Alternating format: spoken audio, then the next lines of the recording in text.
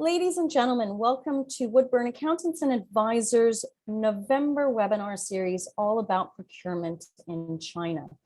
If you didn't join us for yesterday's session, we were looking at the direct import program using Hong Kong as a hub to centralize all the sourcing of procurement operations for Asia. If you weren't able to join that, the recording is up already on our YouTube channel and you can look back on it. Today, we've got Simon Oxley from LF Logistics, who's going to be talking about supply chains, supply chain disruptions, and the issues currently that are arising from the pandemic, as well as some beautiful tips and business models on how you can create your supply chain business models from Asia, from China, to the rest of the world. Just a quick reminder, we do have two other sessions. On Wednesday, we've got the Hong Kong Trade Development Council coming in to talk about Hong Kong as a sourcing hub. And on Thursday, we've got Isabel from eBury, who's going to be talking about mitigating risk, currency risk when transacting with China.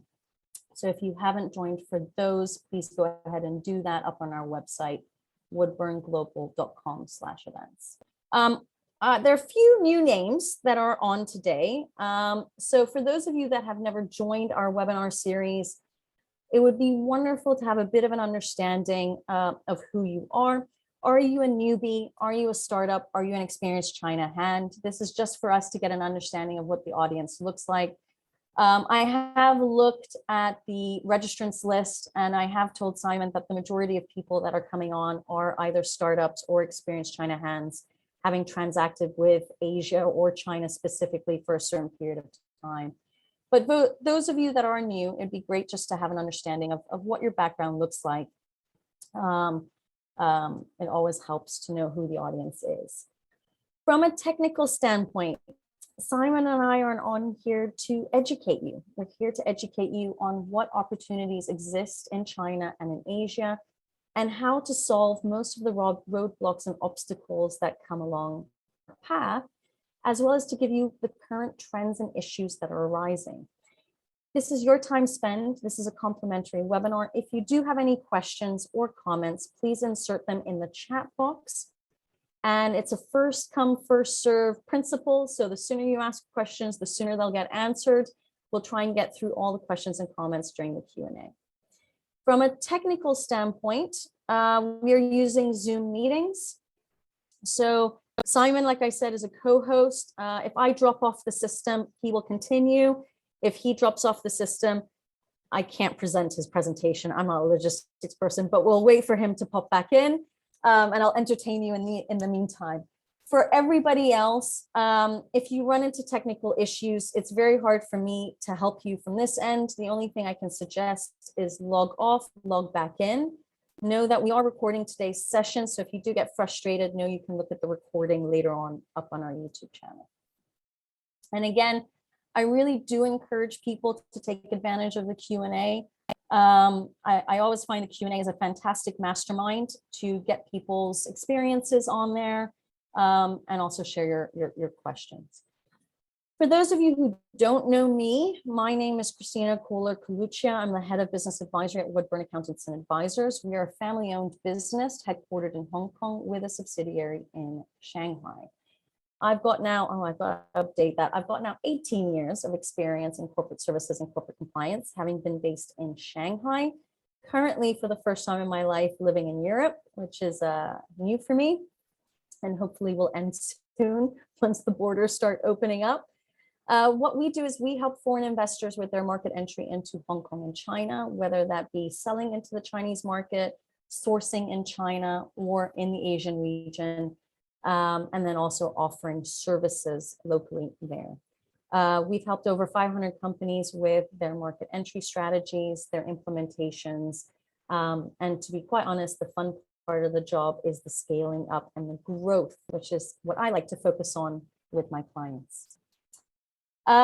If you guys haven't received our book, it has been quite a popular ebook that has been going out to a lot of people that are interested in China. I wrote a book during COVID, during the pandemic, called The 10 Biggest Mistakes Companies Make in China. If you'd like to receive a copy, just email me at christina@woodburnglobal.com. And you can get get a copy from there. So without further ado, we're going to start episode 2 with Simon, all about supply chain models for exporting from China. What are the challenges and opportunities that exist? Simon? Thank you, Christina. Let me try and share my screen. Let me stop. There we go. Thank you.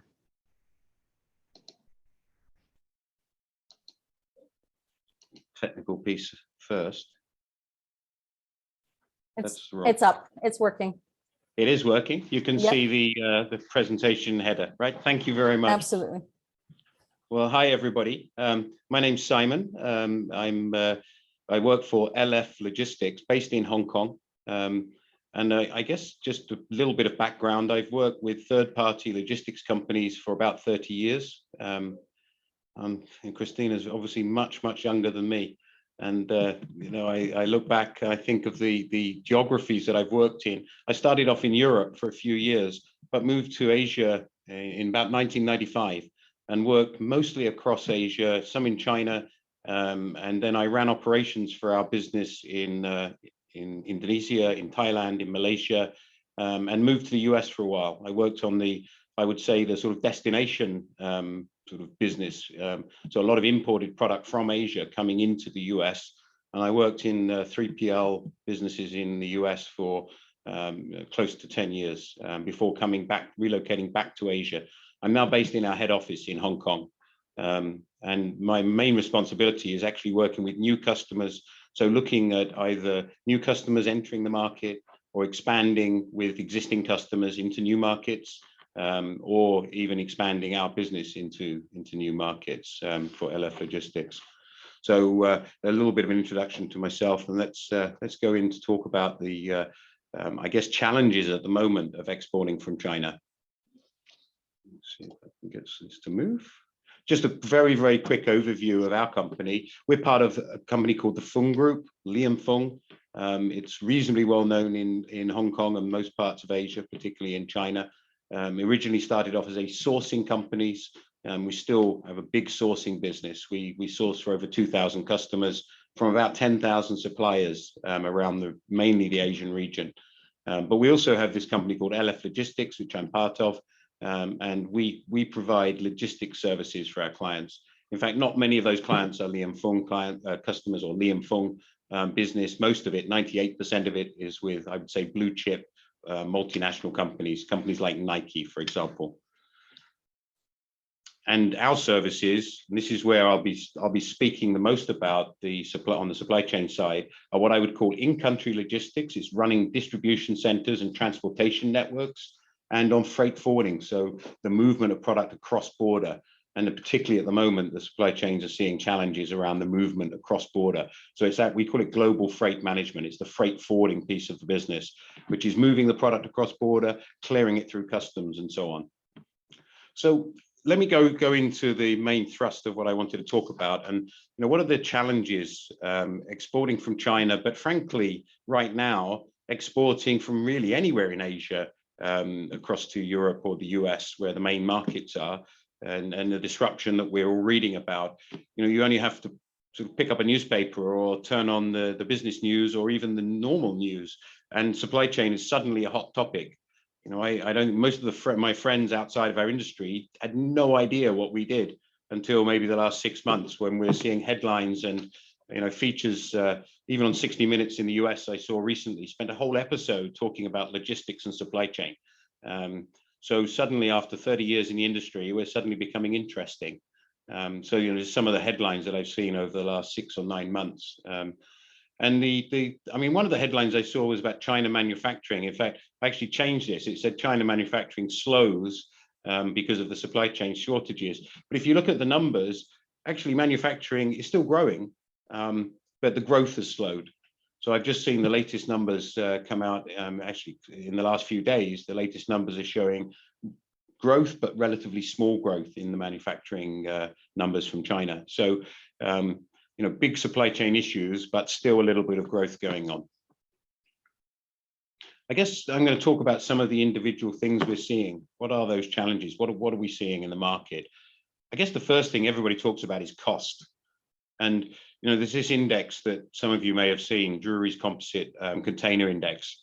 And you can see that this has increased since, I guess, just around COVID time. So January last year, around the $2,000 per container mark. This is a 40-foot container average price. And now maybe sitting up at $10,000. We obviously see differences in rates. There are some contract rates which are less than that price, and there are some spot rates which are much, much higher.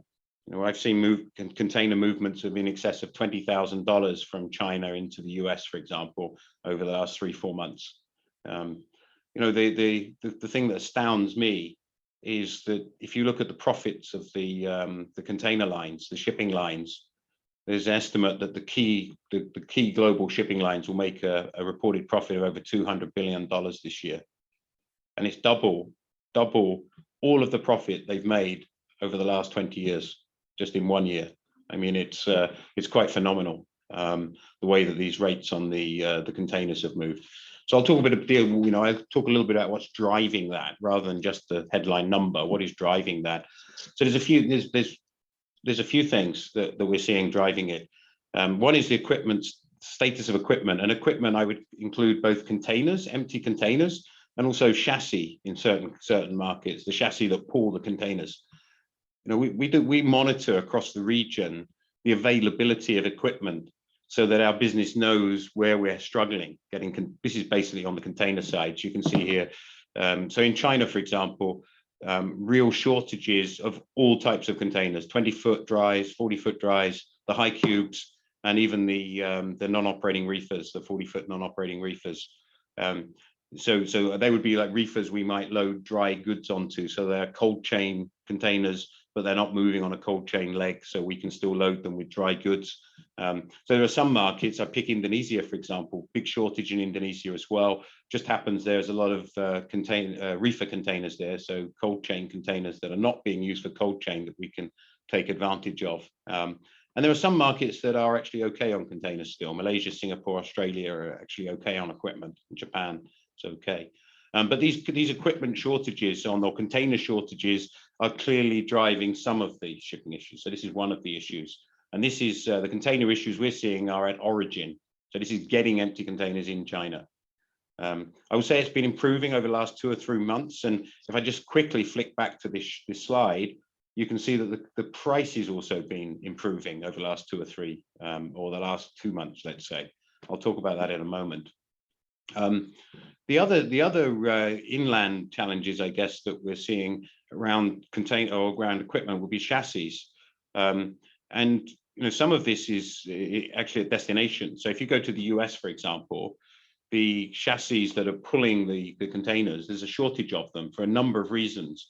One of the reasons is that there's a lot of containers that are full of product sitting on chassis in warehouse car parks or warehouse truck yards, waiting to be unloaded. Warehouses are full, so people are keeping stock on the chassis in the container. So it's driving, those containers can then not come back, and the chassis cannot go back to the port and pick up another container to drag it out of the port. So we're seeing, a lot of these issues are interlinked, but we're seeing container shortages at origin, we're seeing chassis shortages at destination. All of these things are, we talk about dwell time, are increasing the congestion or the interruptions in the supply chain or delays in the supply chain. Port congestion, I sort of touched on there. Port congestion is a real issue. And actually, I'm going to come on to some of the solutions in a moment, but port congestion is really driving the availability of space and therefore the price of the containers across different lanes. So just this week, there are over 80 large vessels waiting just outside of Los Angeles to either be unloaded at Long Beach or Los Angeles. They are waiting to be unloaded. There's 80 of those. Currently, we're experiencing something like 3-week delays before the container ships are taken to the berth for unloading. Now, a lot of you might not be in the US, or you might not be exporting from China to US. You might be exporting to Europe, for example. But this is impacting you because these container ships are on the global service. If 80 of the large vessels are stuck at Long Beach or whichever port, then they can't be used on a Europe leg later on. Or a vessel that may have been used on a Europe leg may be used for China to US instead. So some of these congestion points, whether they are in some of the European ports or they're in the Long Beach, Los Angeles port in US, these congestion points, or these choke points, are impacting the whole of the supply chain across the globe. Some of the largest, in fact, Long Beach, Los Angeles is the largest delay that we're seeing. Although, I'm very close in Hong Kong, we're very close to Yantian port, and there are some, quite significant delays in Yantian over the last few months. And this is, when I say delays, I'm talking about the vessels getting into the port to either load or unload. Load in, obviously, in origin, and unload in destination. The other thing that you see is that the number of vessels waiting has been increasing. I remember seeing a headline only 2 months ago, there's 50 vessels waiting. Now there's 80. So I don't know how many will be there in the next 3 or 4 months. I just talk about the container price coming down, the shipping price coming down. There is definitely a little more availability, particularly in China, of empty containers. And there is definitely a little bit more availability of space over the last few months. And that's what's driving 6 weeks, that's what's driving the price down. But to be very honest, we see this as a little blip. We're already seeing it tightening again in December for December shipping. We certainly think it's going to be a lot tighter going in towards Chinese New Year. And then we're getting into the next year. By July of next year, we're starting to see ramp up for holiday seasons particularly in the US. So we're actually seeing a little bit of a relief. We think it's only for a very short period, 3-4 weeks maybe, which is probably 6 or 8 weeks ago. If the container has not left Asia, it's not going to get to the US for holiday season. So there was a real mad rush and a crunch 6 weeks ago, 8 weeks ago. Now we've gone through that. We've had 2 or 3 or 4 weeks of relief, but we're seeing it tightening up again now ahead of Chinese New Year. So we just think this is probably a temporary blip. It's not just the ports with the congestion. If I don't know where all of our people on the call are from, but if you're from the UK, you'd have seen huge headlines around the driver shortage in the UK. Driven by whatever, Brexit, or people going out of the driver industry, whatever it might be. But the driver shortage in the UK, you'll see that I think driver shortages in the UK meant that there were a lot of containers, even inland in the UK, which is frankly a relatively small country.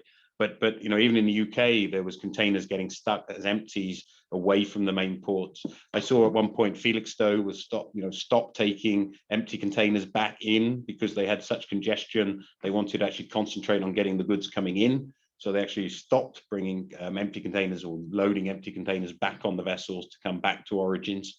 So it's not just the US where this is happening. There's other parts of Europe as well that this is happening. But in the US, it's not just port congestion. There's a lot of issues inland as well. And if you're reading the press or seeing some of the news, you'll see some of these issues being talked about. There's a lot of congestion in the inland train depots where the containers are getting transshipped. So there's a lot of containers waiting to get into those depots. I think one of the main hubs in Chicago stopped taking trains from the West Coast in for a period of time. A few weeks ago, they stopped taking container train loads into that depot because they were fully congested. So all of these impacts, whether it's shortages of containers, shortages of chassis, congestion at the train depots, it's all impacting back to sort of, I guess, increase the congestion at the ports, which is then knocked on to the 80 vessels that are sitting offshore waiting for a berth. You can see, you can tell I'm not talking to these slides. I hope you might read some of the words on here, but you can see some of the issues around this. And insufficient workers is another one. In the US, there was maybe some people from the US, you'll understand this better than me, but for those of you in Europe, you may have known that during COVID, the US government, basically for people that were working at home, they were given an increase in the sort of unemployment allowance, I think $600 a week, which is a very significant number. And a lot of workers came out of the workforce. Maybe they were laid off, but didn't come back into the workforce. That's only just been recently either lifted or reduced, that extra allowance. So maybe extra workers will come back into the workforce. But some of the issues around subsidies from the government around COVID have restricted the workforce in the US. So not just the ports, but also congestion inland and elsewhere in the supply chain, particularly at origin.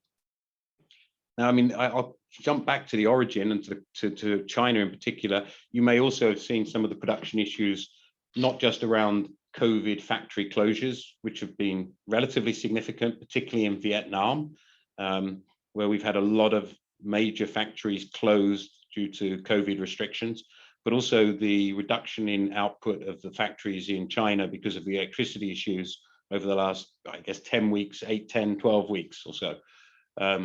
And there's a number of issues around this. If you look at some of the reasons for it, some is about the coal supply, and that's been because of issues at the mines or reduced imports from Australia in particular. There's also been some local provincial governments that have been trying to show that they are working towards their environmental targets, so that they've been reducing the production of coal. And then if you go to the actual generation plants, there's plants which are not profitable and who are reducing the amount of electricity they produce because they can't raise prices to try and be profitable. So they're not, some of the generating companies don't have the incentive to produce more electricity. There's some estimates out there, and I don't look too much at the production data, but there are estimates that you can see that sort of Goldman Sachs, I think, said 44% of the industrial activity was affected in some way, and that Chinese production during September went down to as low as it was in February of last year, which was the real peak of COVID in China. China came out of COVID really very, very quickly internally, but February was really the peak of it last year. So look, I just talked for 10 or 15 minutes about what I would see some of almost the macro supply chain challenges. The restrictions from COVID on travel, so like buyers and QA teams and so on can't get out to factories. Labor restrictions, which have been reducing capacity at factories, maybe even shutting some factories, like I said, particularly Vietnam. I didn't touch on tariffs because it seems like it's so long ago we were all complaining about the tariffs in the US. For us, that was a disaster 2 years or 3 years ago, and it's still a disaster, I guess. It's just there's bigger disasters have come along. So tariffs I didn't talk about, but obviously still a major issue. Tariffs, and I'm talking here, US tariffs on China imports. But then electricity shortages more recently, and then the shipping cost increases I've talked about, and the delays in the supply chain that really are being driven by a number of those topics I was mentioning. So shipping capacity, port congestion, the inland congestion, the labor shortages, the equipment shortages, and then every now and again these one-off shocks. It just seems we're having a few more of them over the last 2 years. But the Suez blockage, many of you remember, we've had some severe weather, some typhoons that have impacted some sailings and schedules, and even some accidents. There was major accident with cranes in one of the Korean ports earlier, 3-4 months ago. There was a fire at one of the ports in South Africa, and they actually were both transshipment ports. So there were issues with containers that couldn't then stop there and change onto their vessel that they were going on for their onward journey. So it just seems that there have been more one-off shocks than we normally get. So I guess these are some of the key supply chain issues. What I would say is that some of these will reduce. The COVID restrictions, I think I'm not an expert on COVID. We all read the same news and we know as much as each other, I guess. But it seems to me the travel restrictions are loosening, which means we will get more factory visits from overseas. Although China, still 28 days quarantine for a lot of people going into China, so still quite difficult for China. But the labor restrictions definitely across Asia are pretty much released now and reduced. So we see reduced a lot. Electricity shortages, I'll touch on briefly in next slide, but I think pretty much is solved already. And shipping capacity, so this is the number of ships. I think we'll see that issue reducing over a bit longer term, probably 2 years' time. But some of the other issues here, I'm not so sure will be solved quickly. So on the electricity, look, I'm just going to quickly mention this. On the 8th of October, the State Council met. They put in a number of quite often with China, it's not actually a firm policy. There's a lot of urging and encouraging if you read the statement. But basically, they're asking or encouraging the provinces to work with the coal-fired power plants to increase the amount of power they generate. And they're also allowing, or they're raising the cap on the electricity price. So basically, some of these generating companies can generate electricity for profit rather than not for profit. And then also, they say, trying to get away from this campaign-style carbon reduction efforts. So basically, these sort of statements or measures the government have put in have seen that the power crunch has really eased off already. The first week of October, 18 provinces had more than 10% short of supply, demand versus supply for electricity. That reduced to only 2 provinces by the middle of October. And pretty much we're not hearing this is an issue at the moment. That was on the electricity. On the capacity of vessels, this is a very busy slide, but if you look here, this is what I would call the mega vessels that are coming on stream over time.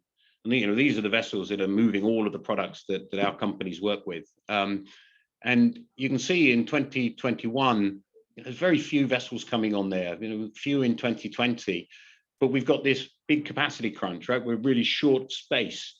And the vessels that have been ordered are not really coming on stream till 2023. You can see there in that red circle, quite a big bunch of mega vessels coming on.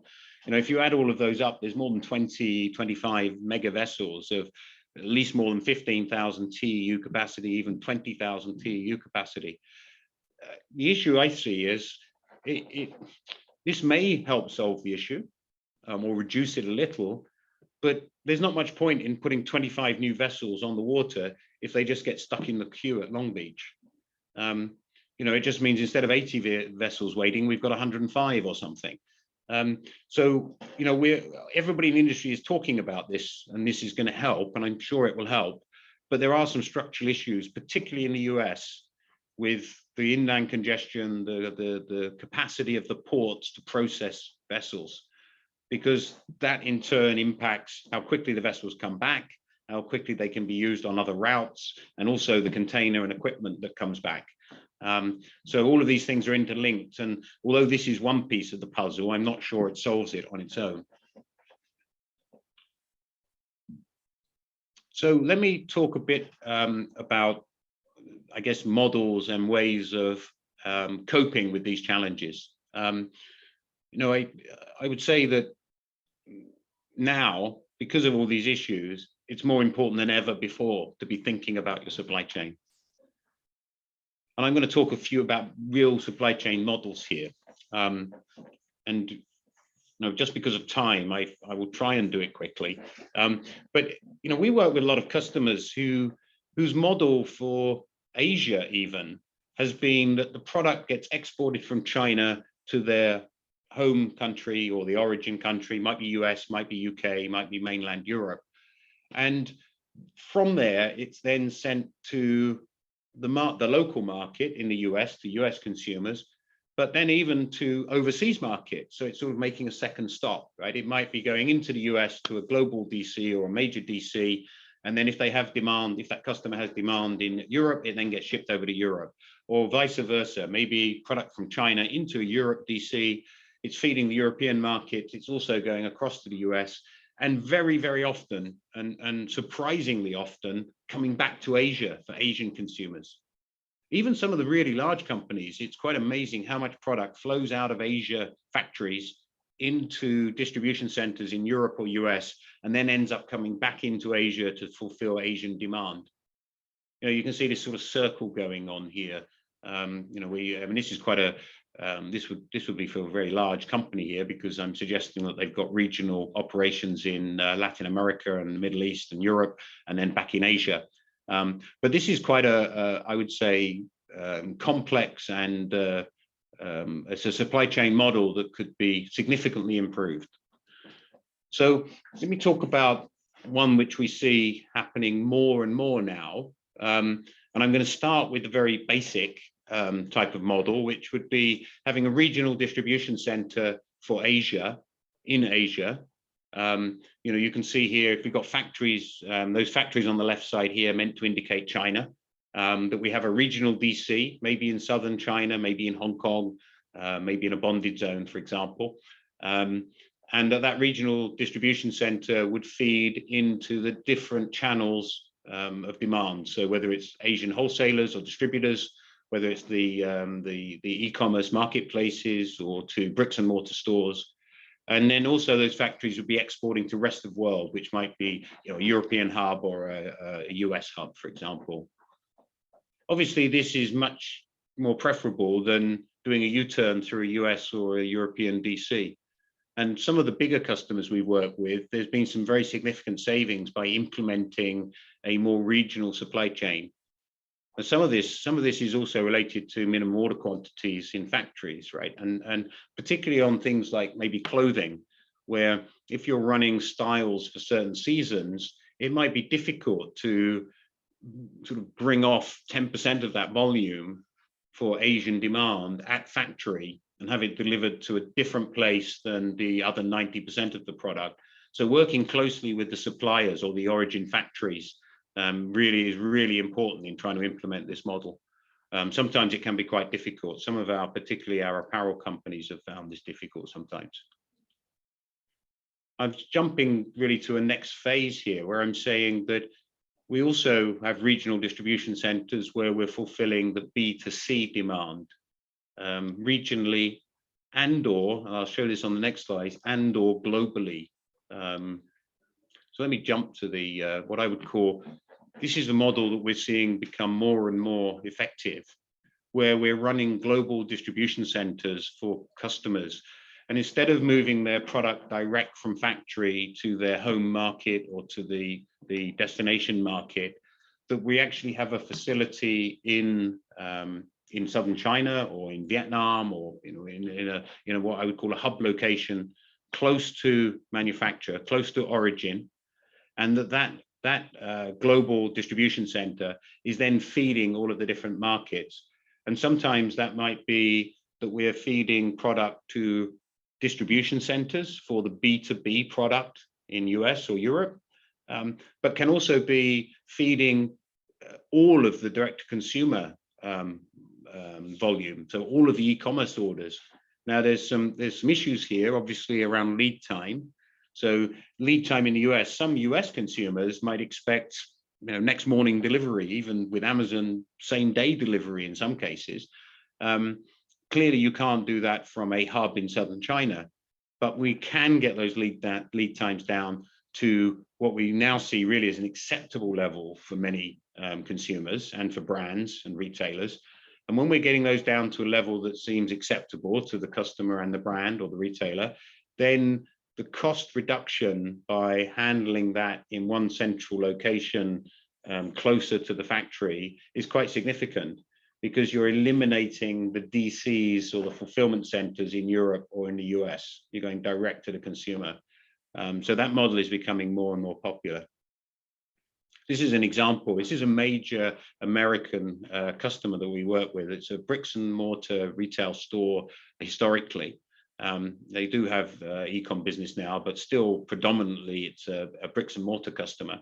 And we actually have what I'm calling them global DCs. It sort of suggests there's one, but it's actually three. We operate one in Shenzhen and one in Shanghai, both in bonded logistics parks. We also operate one in the bonded export hub, or in our bonded export hub in Vietnam. This product is made mainly in North Asia. So the product is mainly coming out of factories in China and Vietnam.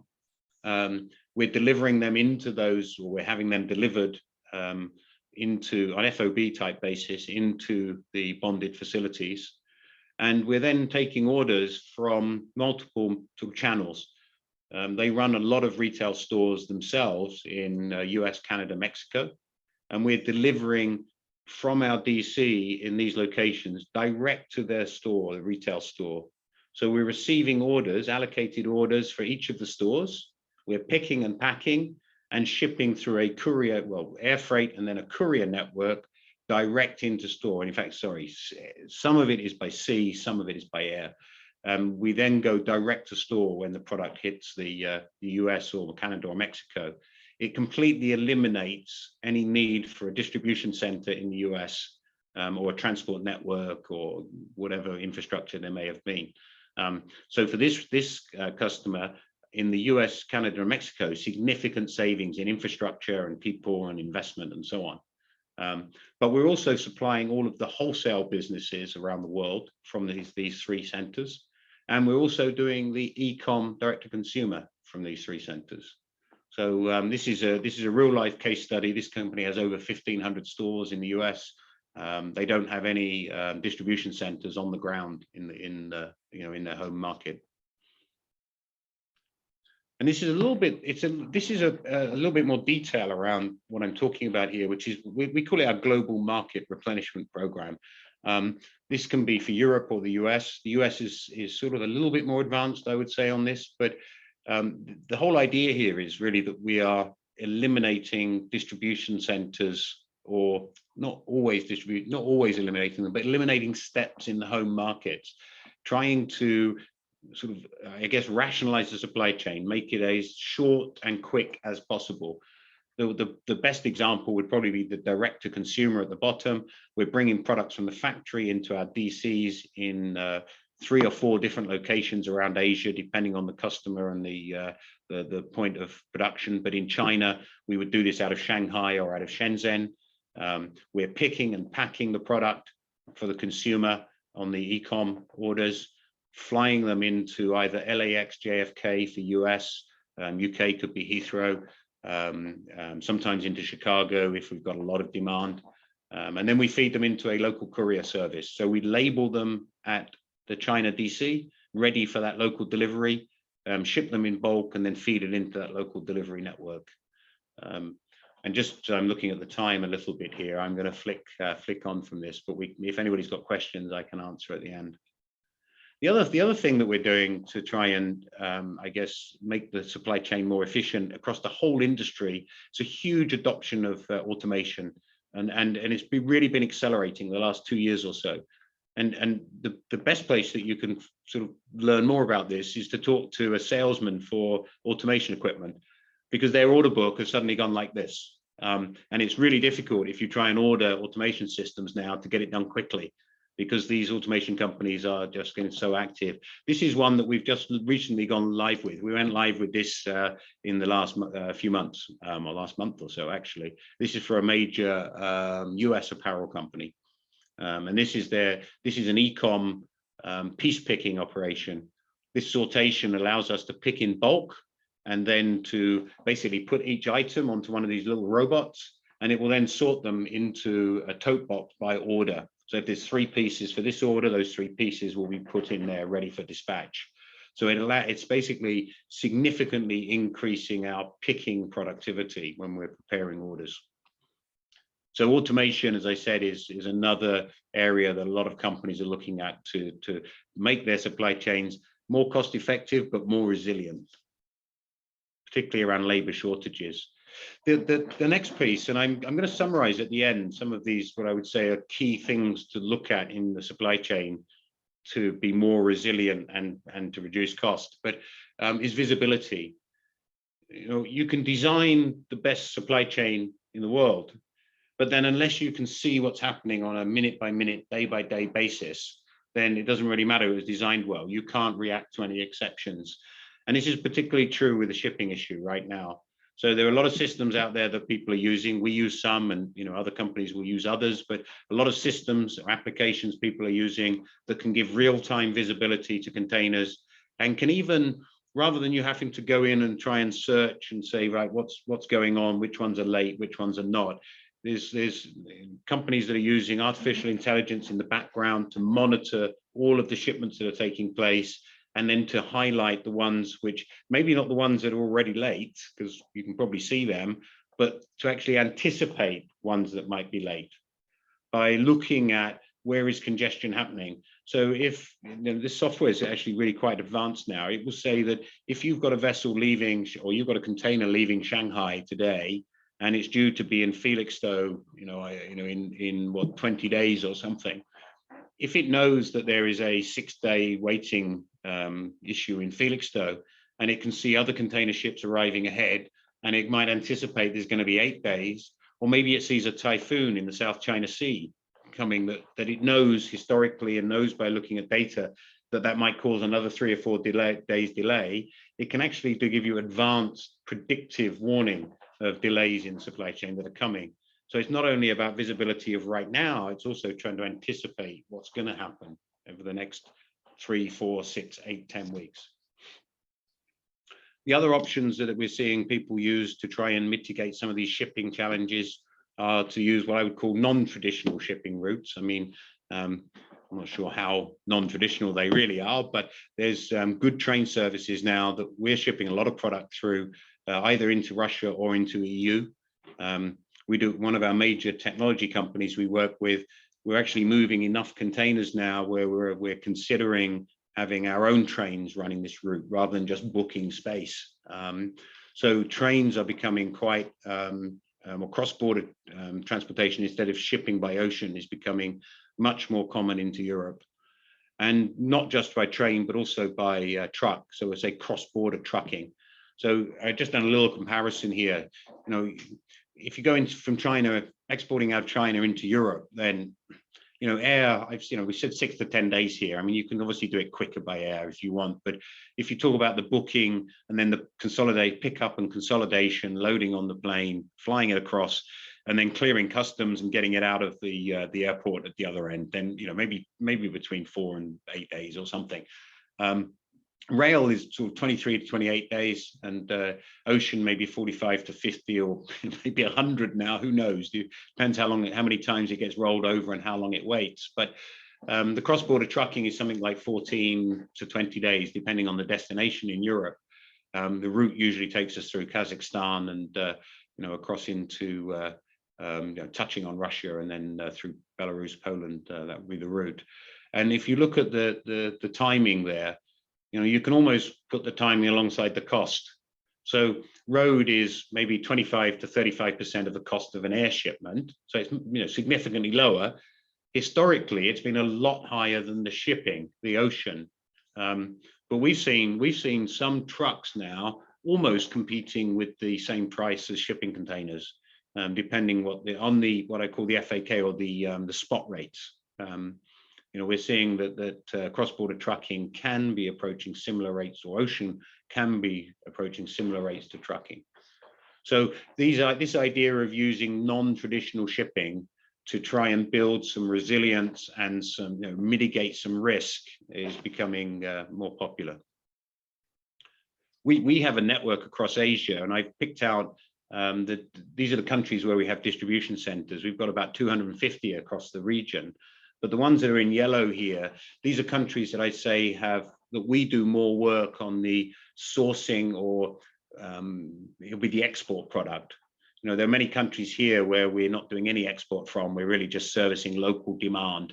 But the big countries, obviously, for export, China's out now. More than 50% of our sourcing business is out of China. Production is out of China.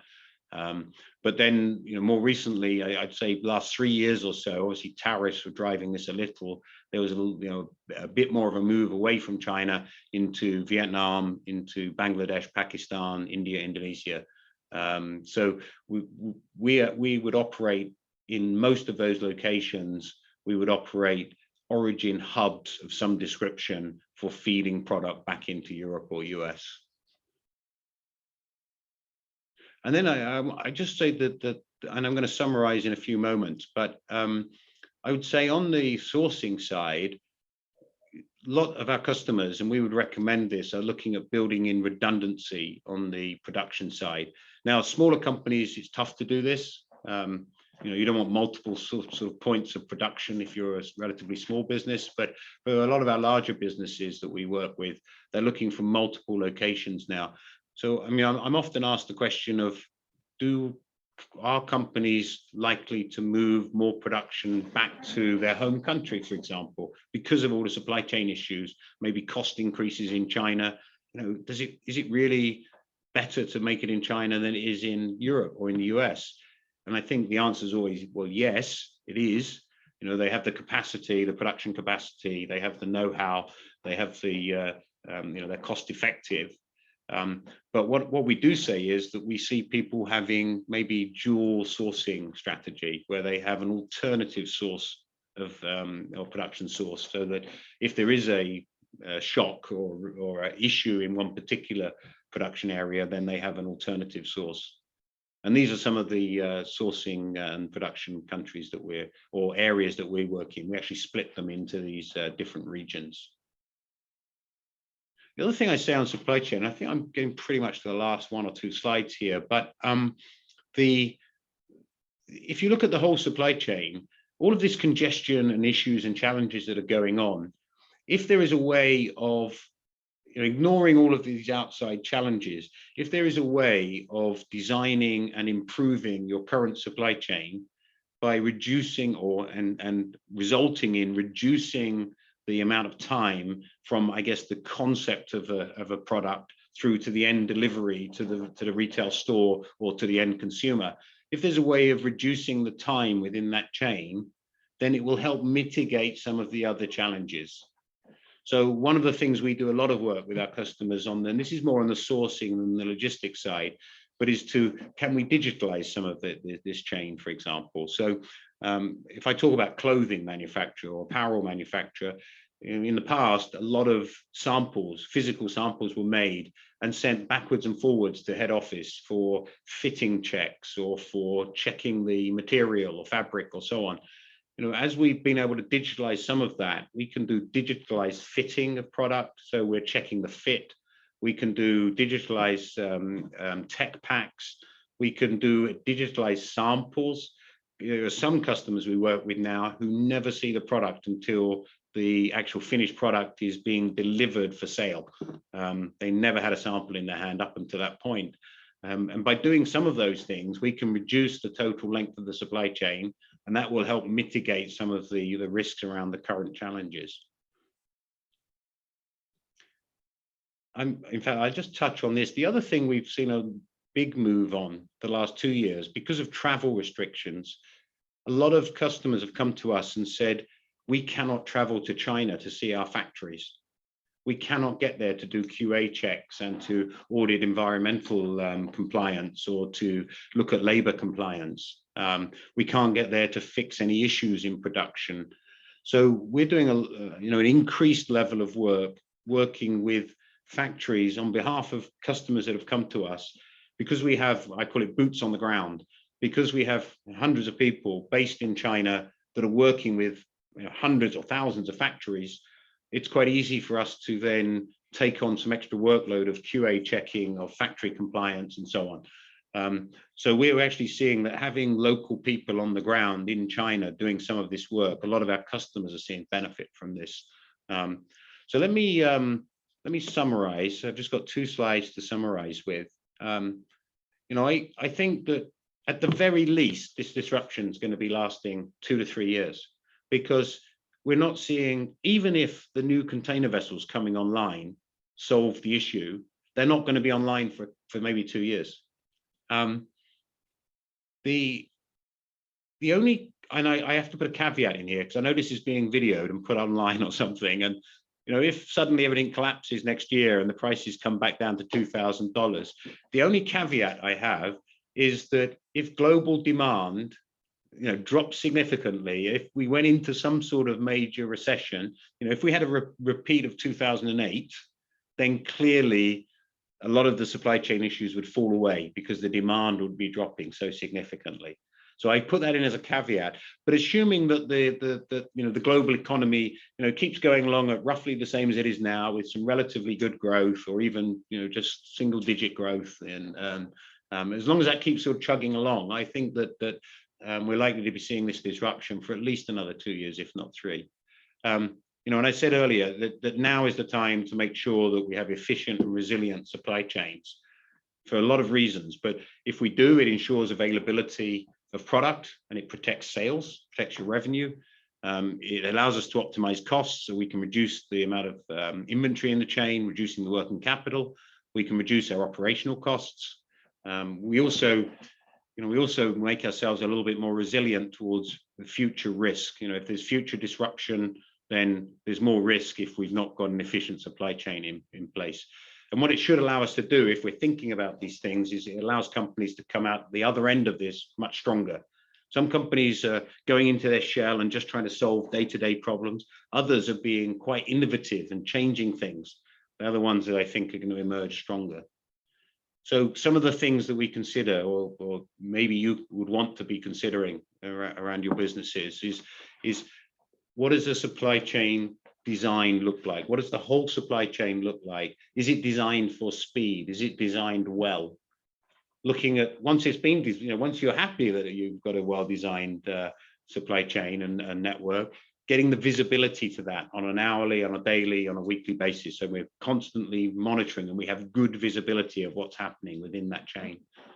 Looking at the introduction of automation, particularly because of some of the labor issues, the shortages of labor, automation can help with that significantly. Looking at regional or global hubs, looking at possibly bypassing existing DCs.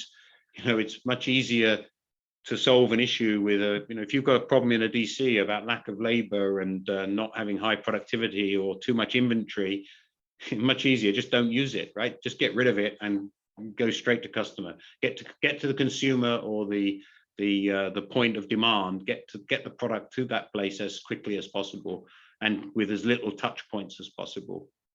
Maybe looking at non-traditional shipping options. I talked about train, I talked about truck in certain areas. Maybe it can solve some of the shipping issues. Looking maybe at sourcing agents who can help with boots on the ground, and then maybe origin diversification. So maybe having dual sourcing, having other points of sourcing, so we reduce some of the risk. And I think, Christine, I've just talked for a very long time. I hope not too long, but I think that was my last slide. Not at all. Thank you so much, Simon. I'd like that we stay on your presentation because I don't know if you want to reflect back on some of the questions with the models.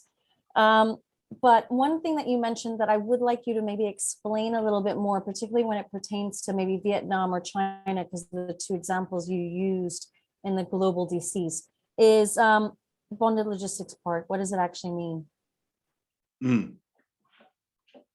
Yeah, that's a good question. I just know what it means, but how do I explain?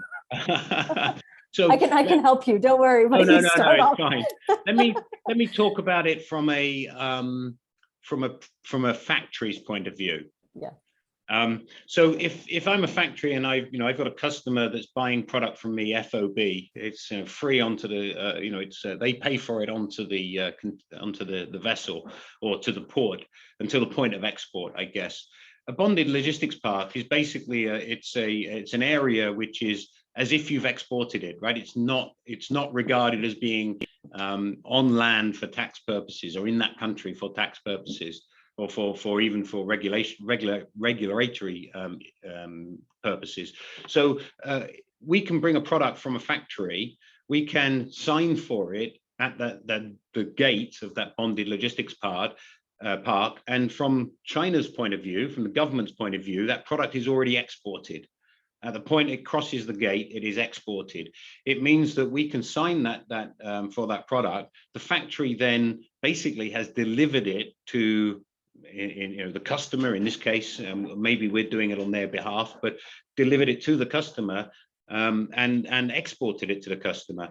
And the reason that people use this a lot is a number of them, but one of the reasons is that the vendors can then be paid. The suppliers or the end customer will usually take that signature as the fact that the product's being delivered, so they can start going through the invoicing and payment process. But they also can claim back any taxes that they can.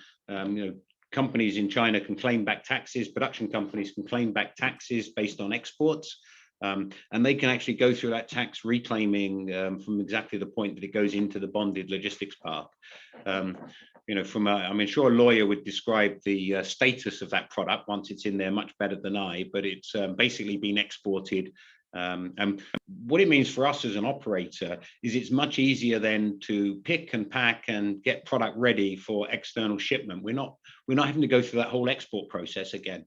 So running those operations in the bonded logistics parks is a lot easier for us to export that product. Sorry, Christina, go on. No, I was just going to say from a entity perspective, it basically means that your overseas entity is owning those products, even though they still remain on mainland Chinese ground. Or, for example, in the Vietnam, I don't know anything about Vietnam, but the Vietnam bonded Same. park, etc. So whether you have a Hong Kong entity, Singapore entity, UK entity, US entity, you own those goods that remain on that territory. The other thing we can do with them, which we're doing more and more of, is if you have production facilities in multiple countries. So let's say, I mean, I'll use just two examples. If we have a facility in Shenzhen in a bonded park, we can bring product from the China factories, and it will be basically exported at the point it comes into those distribution centers in the bonded park. We can also bring product from Vietnam factories. We can bring it into that bonded area. And from the China government point of view, or the China regulatory point of view, that product has not been imported into China at all.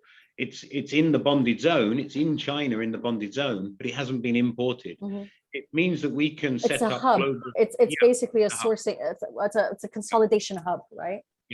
Yeah. So we can set up a consolidation hub, if you like, in that bonded area. It means we can move product in and out of China without it actually legally touching China.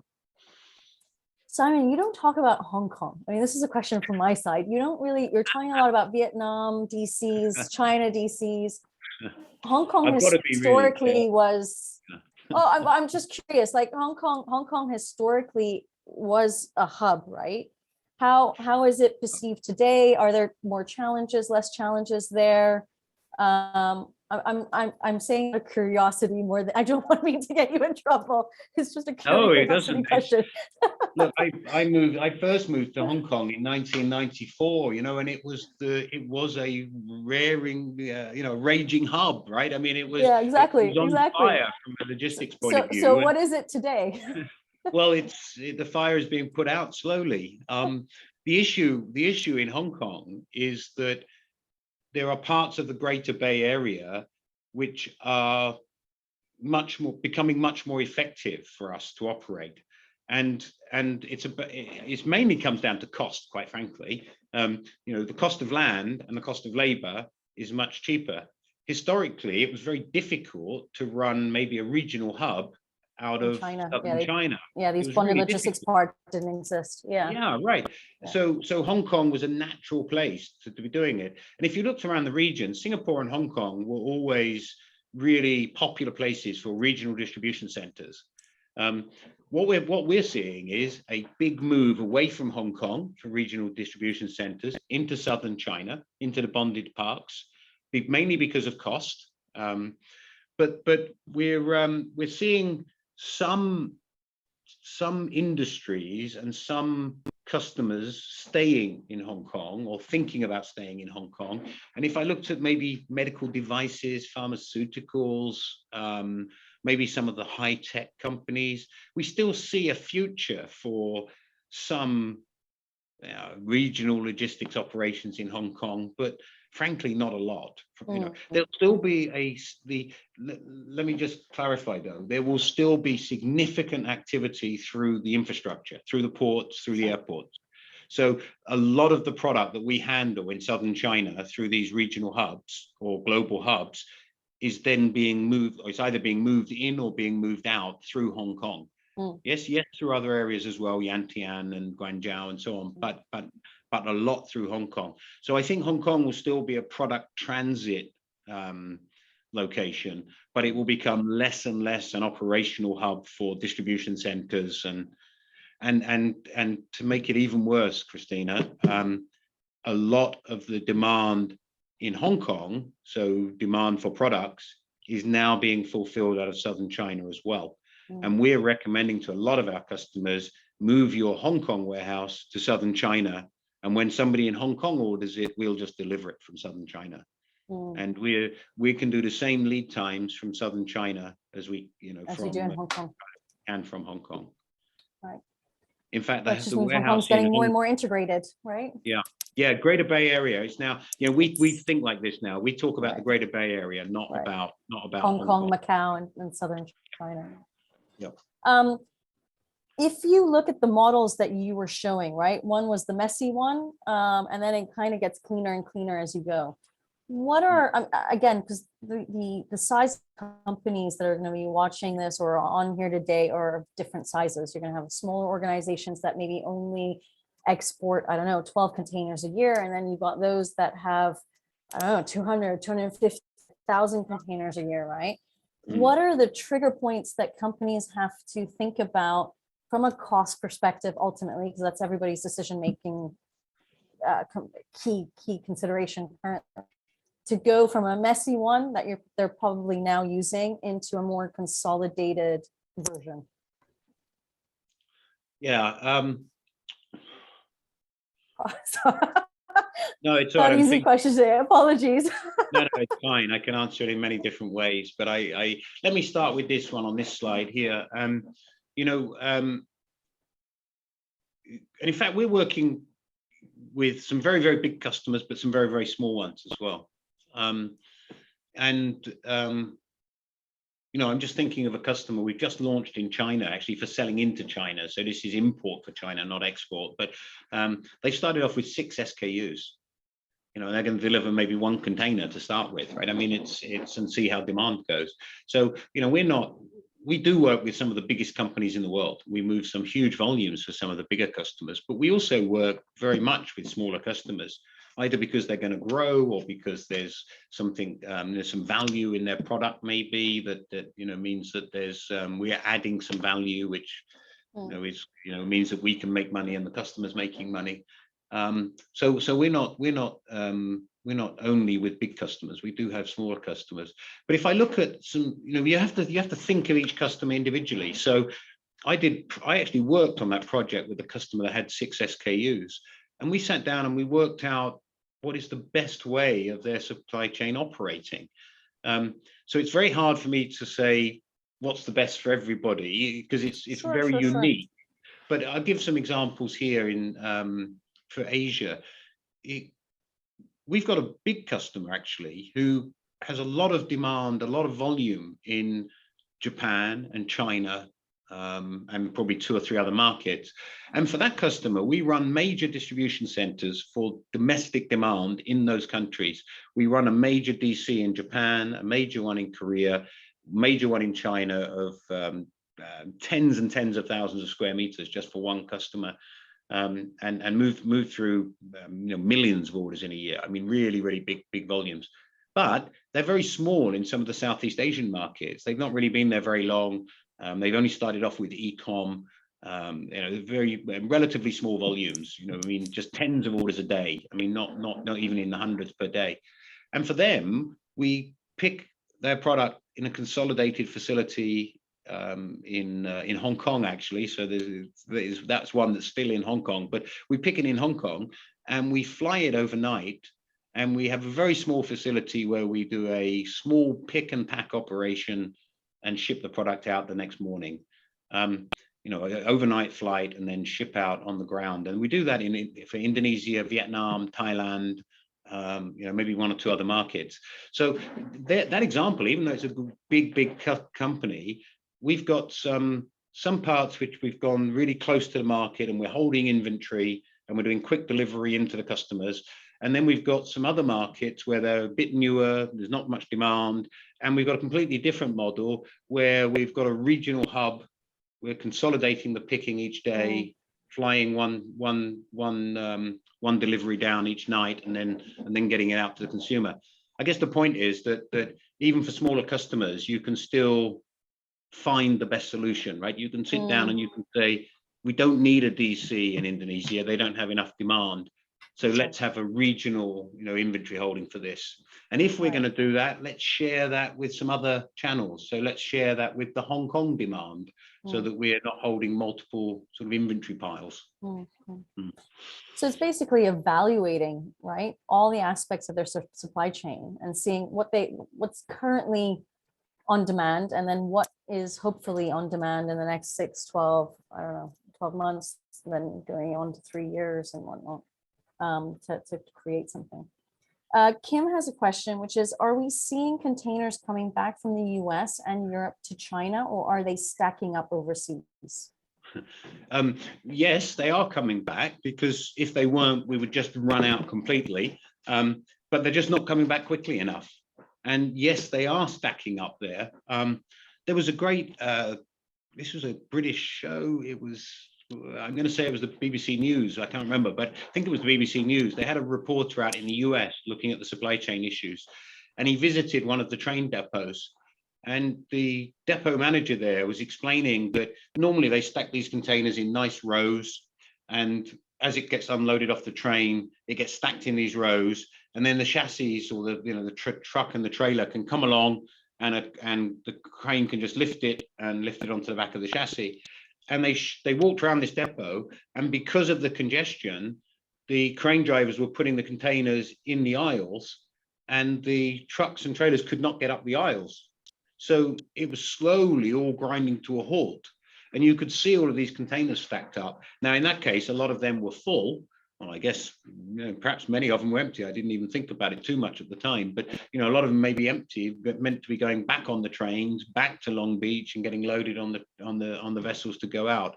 So I don't have the numbers to hand. There's some companies actually report these numbers, the numbers of containers in different places globally. You can actually see it if I'm sure if I Googled it, I could find it somehow. But we are seeing containers stacking up at the destination locations, not coming back quickly enough. Now, the companies that make containers are making more containers. There are more containers being injected into the supply chain, but again, not quickly enough. Hong Kong's got a lack because they're using it at Penny Bay for other reasons. Yeah, for quarantine. I have a question because there are a lot of UK companies that come on these webinars, and what I have seen is a trend where, due to Brexit, many UK companies are creating hubs in places like Poland, Germany, for the mainland European market, because they're procuring a lot of things from Asia. I don't want to say specifically China, but it could also be India, Bangladesh, and other such countries. And then doing one shipment to either Germany, Poland, or whatever other country they've chosen in mainland Europe, and then the other side going to the UK. From Hong Kong or from Asia, Asia, what are you seeing is happening with UK companies specific to these issues with Brexit and whatnot? And being that the UK is not their sole market. Yeah, look, it comes back to my point about designing a specific or unique supply chain, I think, because it depends where your demand is. Well, it's not just your demand, it's your production and your demand, right?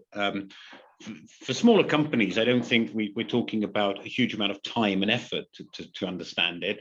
For bigger companies, we've recently had a project that's been taken 12 months, a supply chain network design study for a major American beauty company, where we're looking at all of their points of supply and all their points of demand. And we're looking at we're looking at what they have currently, but frankly, we almost want a clean piece of paper because we want to understand what is optimal. Now, if you to bring this down to a smaller level, then for me, a lot of smaller companies know where they're getting their product from, right? They've already got their suppliers, their factory or whatever. So they've already got their sources of supply. They've almost, they pretty much know where that product's going to be coming from. You really got to be looking at the demand, I would say. But and if you're narrowing it down to Europe, you've got to understand that demand profile. And if most of your demand is in the UK, you might as well be bringing the product to the UK. There's no point in an intermediate stop. If you've got good demand in Europe, then Europe's clearly a sort of stop before you get to the UK. And we see a lot of companies that have got regional centers in Europe. And a little bit like I talked about us, we look at almost Asia as one market now, or for companies with smaller demand, we look at Asia, particularly Southeast Asia, actually, as one market. And we're setting up a lot of regional hubs. It's the same in Europe, and it's probably been like that in Europe a little bit longer than in Asia because of the EU integration. Major companies are not saying, where's my German distribution center, and where's my Spanish distribution center, and where's my French distribution center. They're looking at demand for the whole of the mainland and saying, okay, my DC should be here on the, I don't know, the French border or whatever it might be. Peter has a question that's just popped in, which is, I'm in the process of setting up a new venture, buying smart products to sell B2C in the UK. Is it viable to drop ship, as many Chinese companies do already, directly to the consumer from China? Well, the answer is yes. But, the answer is yes in quite a big way. However, you've got to look at the lead times, right? So, it depends what your customer, what the consumer is expecting. We are seeing more and more, and particularly some of the larger companies now, either in Europe or the US, coming to us, or we're going to them, and we're working on projects to basically move all of that fulfillment operation back to origin, back to Asia. I'm working with a big US retailer right now where we're looking at a trial of 250,000 orders a year, or the running rate, just as a trial. And if it works, we'll be into millions of orders a year out of a fulfillment center in southern China, going direct to consumer. So the actual supply chain model works really, really well. At the end of the day, probably the biggest downside is lead time. It depends on your expectation of service and the customer's expectation of service. You're going to be adding, at least 3 or 4 days to your lead time. Peter, you might want to talk to Simon directly about that to see what's the best solution. That's all that's popped in. I bored everybody. From questions. Well, no, I think it's been pretty entertaining so far. So let me just stop the share screen for 1 minute, and I'll switch to that one. There we go. All right, so just to finish off, if you guys, we went through the questions and everything already. Simon, thank you so much for your time. Thanks for coming on, answering all of these questions. To everybody who's joined live, if you do have direct questions for Simon, Kevin, who is a colleague of Simon, is also on here, so you can also reach out to him. If you want me to do an introduction, I can also do that. It's not a problem whatsoever. And just a reminder, we've got 2 more sessions in this series talking about Hong Kong as a sourcing hub tomorrow. And then on Thursday, we're going to be talking about currency risks while trading with China as well. So again, Simon, thanks for popping in. Appreciate it. Have a great evening in Hong Kong. I'll be joining you next week in quarantine as I venture out there. So. Wonderful. I look forward to seeing you when you're here. Well, hopefully I'll get out of quarantine first. That's step 1. Yeah. And for everybody else, I hope you enjoyed today's session. If you would like to look at the recording, the link will be sent out later on as well. So thank you very much. Take care and goodbye. Great. Thank you, everybody. Bye-bye.